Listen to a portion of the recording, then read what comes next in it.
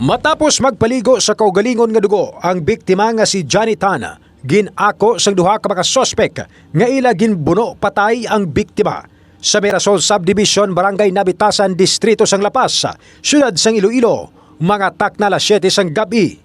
Ginkilala ang mga sospek nga si Tommy Banesio, 19 anyos, kag John Paul Dobreya, 20 anyos, lonsay residente sang Valderrama Antique, apang temporaryo nga nagapuyo sa nasambitan nga barangay.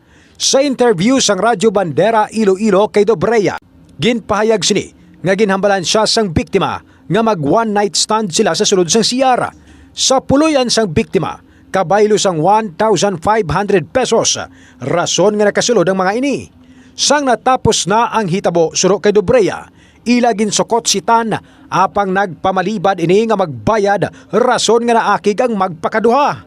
Suro kay Dobreya, nagpauli sila sa boarding house nga ila ginatinirana kag nagkuha sang kutsilyo kag liwat nga nagbalik sa balay sang biktima.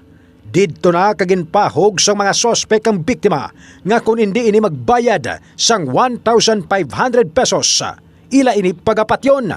Apang ginkakibot na lang nila nga may yara naman sang kutsilyo ang biktima kag didto na natabo ang krimen. Kung sa diin, ginlaslas ang liog kag gindusak ang dughan sang biktima nga si Johnny Tan sang duha ka mga sospek. Nga himo mo gid nga pagbuno siya.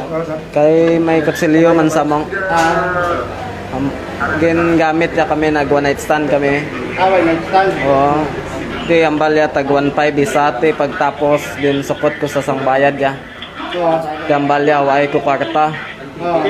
Di kon ko sagi ti mo kambal kamukan tapos suat bakayad ka man. Kamo to nagpuli mis boarding house kuha kutsilyo. Kon ko baydan mo kami boss ko patyo na ikaw. Tapos Amo to pag puli ko sa boarding house nagkuha kutsilyo. Kambal ko baydan mo kami boss ko patyo na ikaw. Di ko na patyanay tayo. Tawag kaina sa ato no, may isa kita ka pumuluyo nga nagpangayo sang tabang sa opisina mga 7 PM kag naghambal nga may inaway diri sa zone 5. So ginpakadtuan naton sang tanod kag nagtawag kita sang pulis. While nagatawag pa lang kita sa pulis, ara kita sa linya sang pulis nga naga-inform kung diin ang area. Nagtawag liwat, nagradyo ang aton tanod nga may patay gid. So amo to nga naghingagaw na kita diri tanan kadto. Sa piyak ka bahin, iga pasaka subong adlaw sang Lapas PNP ang murder nga kaso sa mga sospitsado. Madumduman nga nagatrabaho sa balaligyan sang itluga ng mga sospek sa may Lapas Market. Kung sa diin, ang ila sini nga pagtrabaho ang kabaylogid lamang sang pagkaon. Inibangod nga nadulaan sila sang trabaho sang ginpaidalom sa Enhanced Community Quarantine ng siyudad sang Iloilo sa isa ka kalenderya. Kag ang 1,500 pesos kuntani nga bayad ang ginalauman nila nga pangplete para makapauli sa Antique. Sa karon, handa nga tubangon sa mga sospek ang kaso nga igapasaka sila sang pamilya sang biktima.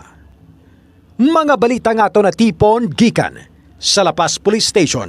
Ini si Kabanderang Ray Espeha Umalay, nagabandera sa matutod nga serbisyo publiko kag kalingawan sa Iloilo, Radyo Bandera.